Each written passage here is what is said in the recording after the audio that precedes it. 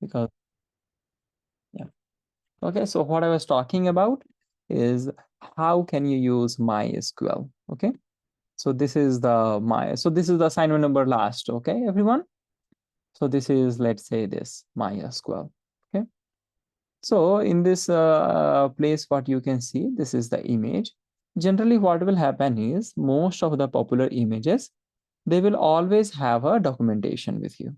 Okay, what does that mean? Is that if you, for example, if you see here, uh, this one, if you see, okay, this is like Docker run, and this is the name. Okay, this is the name of the container. Okay, and interesting thing here is that is called the flags. This is -e. Okay, what does this mean?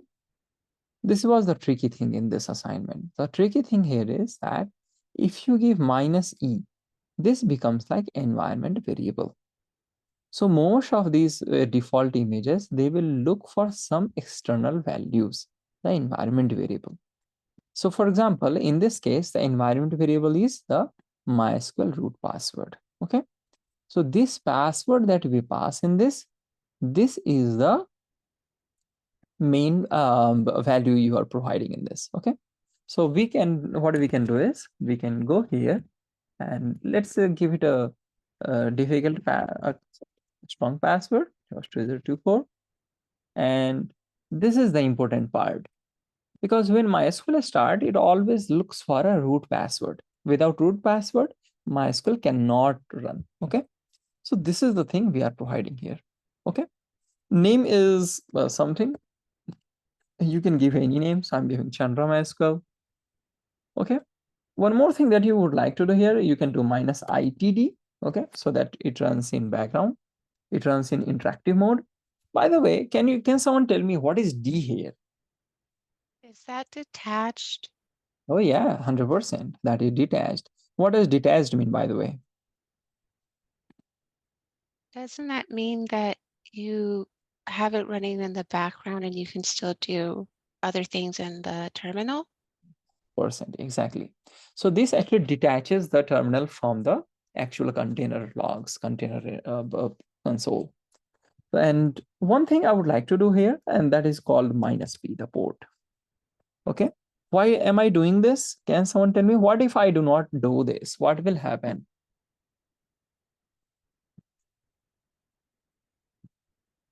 I'm not sure what the -p is. Okay. We had the morning lecture on this, right? What Yeah, is I don't -p? remember. No worries. We will have a quick look on this. You see this? This is Oh, the is that to bind it? exactly. It is the port binding.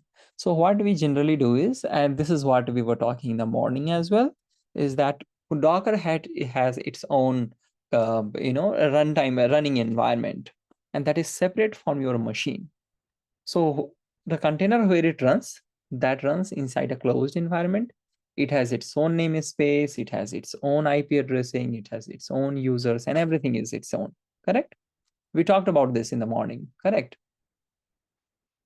So, since the ports are also separated, this port on which Nginx runs, port 80, this is not accessible outside the container. Okay. So what we have to do is we have to bind the machine port to the container port. You're getting the point? This is called the port binding. We are binding these two ports to each other. Make sense? Once you do that, then actually data can easily flow from container to the machine and machine to the container. Okay. So what I would like to do here is I would like to connect this 3306 to 3306. What will this do? Can someone tell me what will happen after this?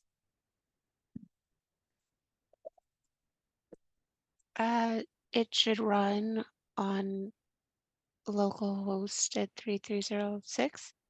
100%. And why is it? Because this MySQL itself will run on port 3306.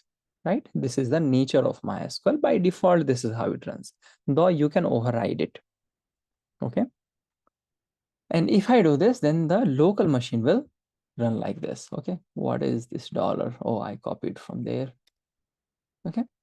And you can see my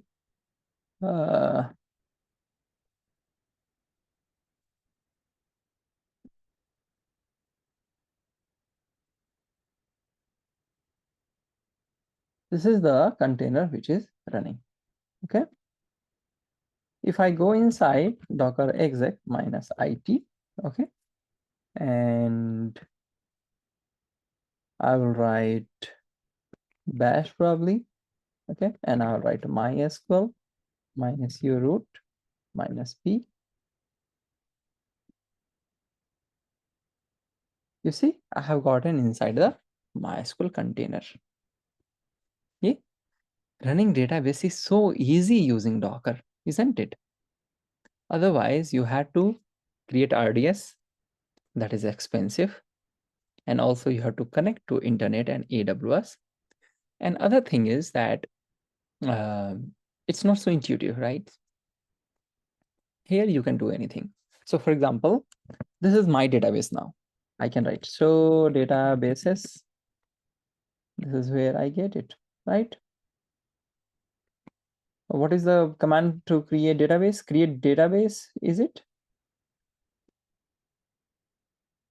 What is the command for this? Isn't it like create? Oh, create database. Yeah. Yeah, create database. I'm not so rusty still. I pause because I'll always remember the command and then I'll second guess myself and mix it up with like SQL Server syntax. So Yes. See, so I have gotten inside this class DB. Okay. So this is the database I created. Now, this database will behave as if this is on your own machine. So for example, I can go to DB viewer. And this is super useful, right? See, I can go to DB viewer. I want to connect to MySQL. I can go here next. Localhost 3306, the database, let's say the database I created right now. What is this? Class DBL. Username is root. Password was dev-ops2024. There is a button called test connection. You can see public key retrieval is not allowed. Okay, what is the thing here? Localhost 3306.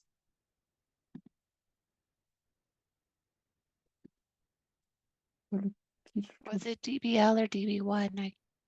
I couldn't tell. Oh, I do not I know. could be wrong. I No. don't know. Yeah, let me do that. Okay, I think let me remove this DB completely. Oh, I think this is some other issue, by the way, because let me see. It has been a while I have used it.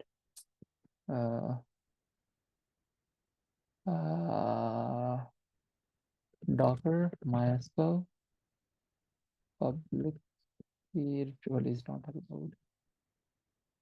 Oh, this is some kind of an issue. Oh, for DB here. Okay. Allow public key retrieval to true and use SSL to false.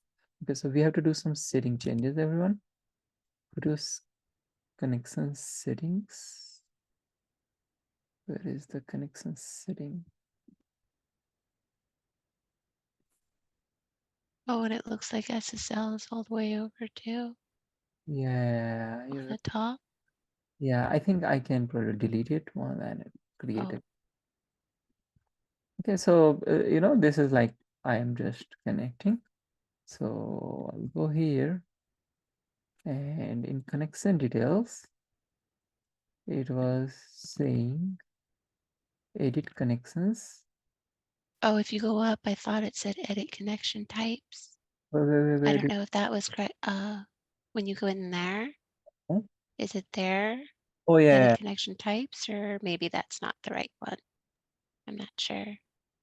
on the connection settings, the main screen, click on edit driver settings.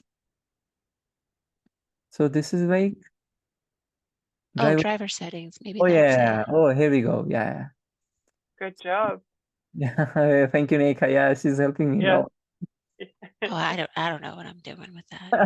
No, Sometimes just another set of eyes, even not knowing. So you know. always. So we will click on driver properties and set these two properties. Allow public key retrieval to true. Oh, I don't see that option here.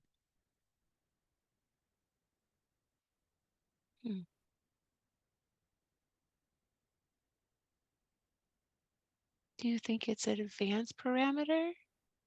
Let's see. Oh no, I guess not.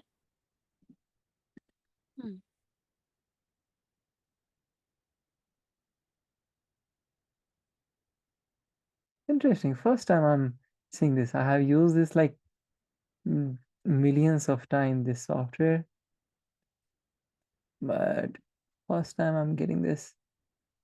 Allow empty password, allow legacy. Let's see. No suitable driver found. Oh wow.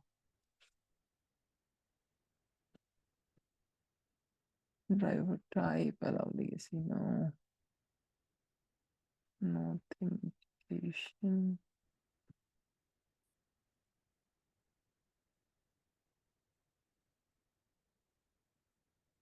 Oh wow.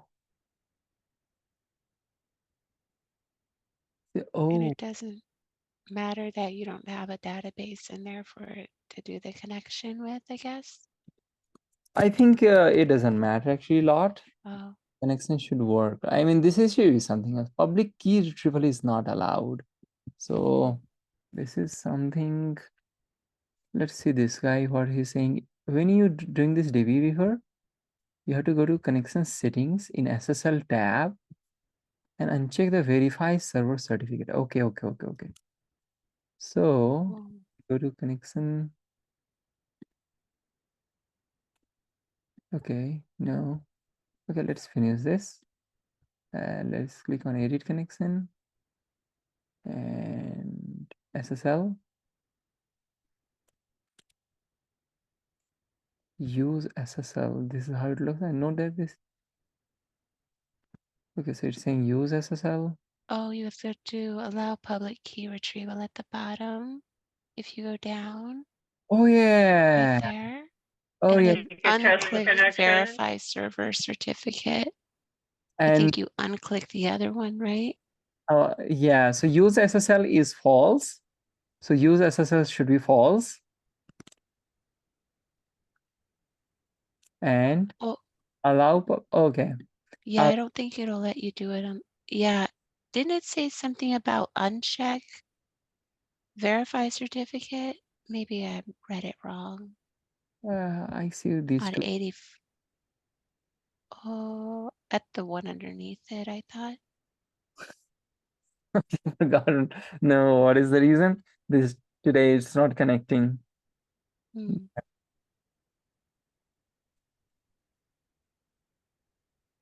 It has some.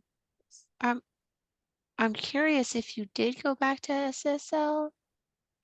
Okay, yeah. So here I'm on SSL, and this guy is saying that these two properties use SSL to false. Okay, so this is false right now, and we Right. to allow public key retrieval to be true. But then the next one says Maybe to they take meant the that other one require. off. Like if you click use SSL again and Okay. try to connect, what does it do now? Oh, it connected. So you had Oh. verify server certificate still clicked. And Okay. on the one underneath the one you were reading, it said to uncheck that one. Gotcha. Yeah. Gotcha. Yeah. Thank you, Nika. Yeah. Thank you, everyone. Okay. Yeah. So here we go. So we got this database connected, and this is your database, everyone. You don't need to depend on any external database like RDS or any of that anymore. This is your database, and you can actually directly use this database. So here Just is, make sure we have the right boxes checked. Oh no, that needs to be checked for sure. That's the kind of thing I would do. That's why I say that. Yeah. Yeah, I think this is like a specific to DB Weaver. That's why, like, everywhere you see, people are just mentioning this issue is only in DB Weaver. But probably if you're using, let's say, a MySQL workbench, or you're using anything else, I believe it should be fine. It should connect well. Okay. Do you have a preference for which one, or which one you I think is would better? I wouldn't 100% recommend to go for DB Weaver. Reason is MySQL Workbench only works with MySQL, but DB Weaver works with Postgres or MariaDB, Oracle, whatever. Okay, thank you. Sure, sure. Okay, so this is like, these are like plugins. So MySQL Workbench has only MySQL. Otherwise, here you have Postgres. So, right. So, yeah, so this was the assignment, everyone. That was like, you have to pull MySQL image. You have to run MySQL container to create a database. And the next thing is you have to mount an existing MySQL a script inside MySQL. You need to create the database automatically. This is very interesting. So what this is saying is MySQL init file script. Okay. So, so what happens right now is if you create this database, okay, the table is created, okay, but the values have not been initialized, right? So there is a way actually that, and this is where we need to learn a volume now, okay, Docker volume is that, and I think I should have not given that assignment then, is if you put any of the script here inside this path, okay, when Docker container starts, it will automatically take the script and upload the script, okay, enable the script there. So this way data will get loaded automatically. Okay, so that is the only thing which is required here, but probably don't worry about that. Probably we will do it later. Okay, I think I will just remove that requirement, and that's the reason I have made it as optional requirement here, because this probably you would need to learn more. Okay, well, I think that's good. Okay, so I think why don't we do this? Everyone take a pledge that you will not miss any assignment. This was like Docker day one, right? You finished every assignment, right? Let's just maintain that. When you have second lesson, do all the assignment, whatever it takes, do it on the same day, and that way it will remain on sync. And even if you finish Docker and container properly, you're pretty much set. You're 50% interview ready if you just know Docker and container. 50%, so you can feel how important this lesson is. Kes, you were saying something? No. Okay. I was agreeing with you. Yeah. All right. So I think everyone, today onwards, don't miss any assignment. As simple as that. Today onwards, if I miss any lecture, I will watch the video. If I miss any assignment, I will directly ask friends and everyone and finish the assignment, whatever it takes. Okay. Thank you for that demo, though. That was what I was going to say. Yeah, sure. Okay, so this is this was the assignment done. So probably I think plan today was that I would have taught this bind mounts, then binding, then volume types. This would have definitely taken an hour and a half, but almost. So that's okay. I believe Chad and Troy are probably working on his assessment because he's like 2 weeks overdue now. Everyone here presented, right? Is there anyone who has not presented here?